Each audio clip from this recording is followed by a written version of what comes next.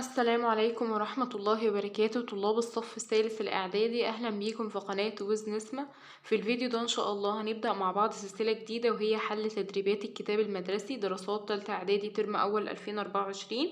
هنبتدي نحل دلوقتي الدرس الأول تاريخ، اللي بعنوان مصر بين المماليك والعثمانيين، في صفحة 20 في الكتاب المدرسي. بس قبل ما نبدأ الفيديو اكتبولي في التعليقات لو عايزين نحل الكتاب المدرسي كاملة، وإن شاء الله نعمل كده ونحل تاريخ وجغرافيا. وما تنسوش اللايك والشير والاشتراك في القناة عشان يوصل لكم كل جديد، وبإذن الله تستفادوا من الفيديو. واللي عنده أي سؤال يكتب لي في التعليقات. نبدأ. بيقولي أولا الأنشطة. لاحظ الخريطة التي أمامك ثم حدد عليها بالأسهم طريق رأس رجاء الصالح. طبعا ده قدامنا قارة أفريقيا، هنبتدي نعمل أسهم كده علشان نحدد طريق رأس رجاء الصالح زي ما احنا شايفين. وكمان هوريكم في الكتاب الخارجي عشان الصورة هتبقى أوضح. هنبتدي نعمل زي ما الكتاب الخارجي عامل كده أسهم عشان نحدد طريق رأس رجاء الصالح. تمام كده. طيب بعد كده بيقولي ماذا كان يحدث إذا لم تتحول تجارة الشرق إلى طريق رأس رجاء الصالح؟ طبعا احنا عارفين ان تعرضت دولة المماليك في اواخر القرن الخامس عشر الميلادي لأزمات مالية وتدهور اقتصادي، وده بسبب اكتشاف طريق رأس رجاء الصالح. فهنقول كده، فهنعكس بقى. بيقولي ماذا كان يحدث لو ما تحولتش التجارة لطريق رأس رجاء الصالح. هنقول عدم تعرض دولة المماليك لأزمات مالية وتدهور اقتصادي، وعدم تدهور التجارة الخارجية لمصر أثناء العصر العثماني. بعد كده ثانيا التدريبات. السؤال الأول بيقول لي اكتب كلمة صح أمام العبارة الصحيحة وكلمة خطأ أمام العبارة غير الصحيحة مع تصويب الخطأ. 1. تعرضت دولة المماليك لتدهور اقتصادي نتيجة لاكتشاف طريق رأس رجاء الصالح. طبعا الكلام ده صحيح، احنا لسه قايلينه. 2. انتهى الصدام بين الدولتين الصفوية والعثمانية بهزيمة السلطان سليم الأول.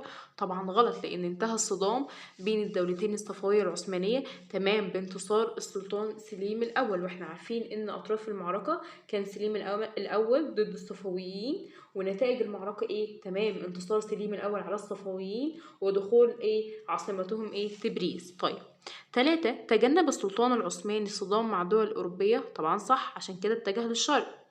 4. هزمت جيوش تومان باي في معركة أو في موقعة مرج طابق. طبعا غلط، هزمت في موقعة الريدانية.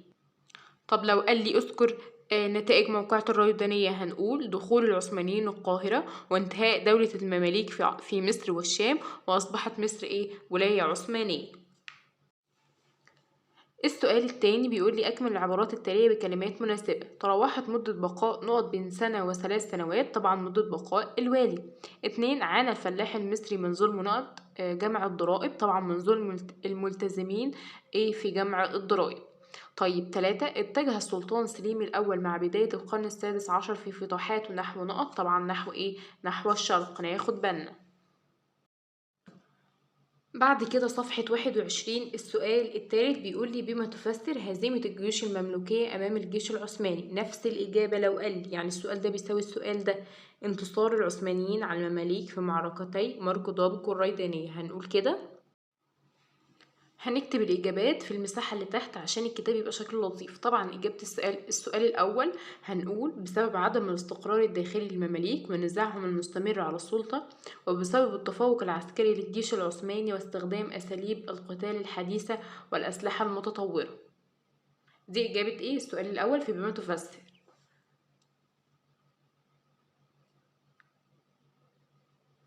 السؤال التاني بما تفسر اتجاه العثمانيون نحو مصر والشام.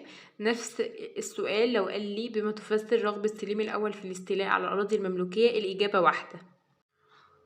طبعا إجابة السؤال التاني هنقول بسبب إدراك السلطان سليم الأول خطورة التوسع والصدام مع دول أوروبا لتفوقها حضاريا وعسكريا على العثمانيين، وكمان لرغبة السلطان سليم الأول في توسيع ممتلكات الدولة العثمانية في الشرق عن طريق الاستيلاء على مصر التي تمثل قلب العالم الإسلامي. تمام، يبقى احنا كده واضح ما هنا إجابة السؤال الأول والسؤال التاني، علشان لو مش واضحين ولو في حاجة مش فاهمينها اكتبولي في التعليقات.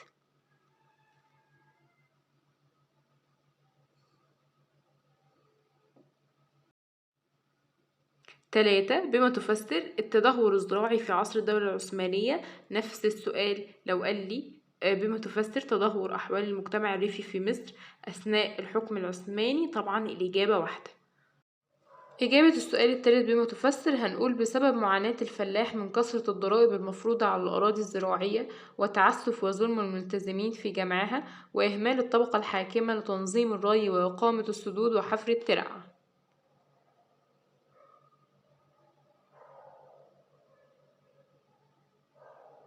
بعد كده السؤال الرابع بيقولي رتب الأحداث التاريخية التالية من القديم إلى الحديث على خط زمني. موقعة الريدانية، موقعة مرج ضابق، وحركة علي بيك الكبير في مصر.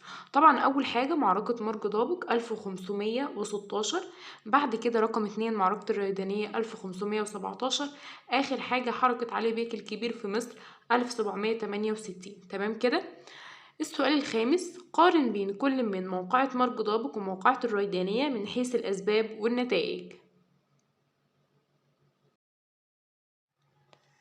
هنقول كده في المقارنة بالنسبة لموقعة مرج ضابق 1516 ميلاديا. الأسباب: خروج السلطان العثماني سليم الأول والاستيلاء على إمارة ذو القادر المملوكية. النتائج طبعا انتصار القوات العثمانية وهزيمة المماليك، وأصبحت الشام ولاية تابعة للدولة العثمانية. أما بالنسبة لموقعة الريدانية 1517، الأسباب: رغبة سليم الأول في الاستيلاء على مصر. النتائج: هزيمة طمان باي ودخول العثمانيين القاهرة وانتهاء دولة المماليك في مصر والشام، وأصبحت مصر ولاية عثمانية. تمام. هحاول أجيب لكم طبعا دي أسباب معركة مرج ضابق ونتائج معركة مرج ضابق، ودي أسباب موقعة الريدانية ونتائج موقعة الريدانية. تمام.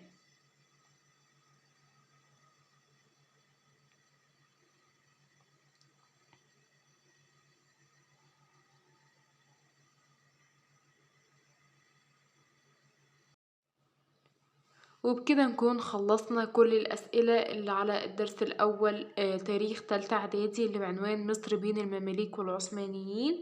إن شاء الله تكونوا استفدتوا، واللي عنده أي سؤال أي استفسار يكتبلي في التعليقات، حتى لو كان الاستفسار ده عن الفيديو أو خارج الفيديو، خارج يعني الدرس ده، يكتبلي في التعليقات، وإن شاء الله تكونوا استفدتوا. كمان احنا مكملين هنحل مع بعض درس الحملة الفرنسية وثورة الشعب المصري وتولية محمد علي، ودرس محمد علي وبناء مصر الحديثة. كل إن شاء الله التدريبات دي هنحلها مع بعض من الكتاب المدرسي، لانها بتبقى مهمة جدا جدا.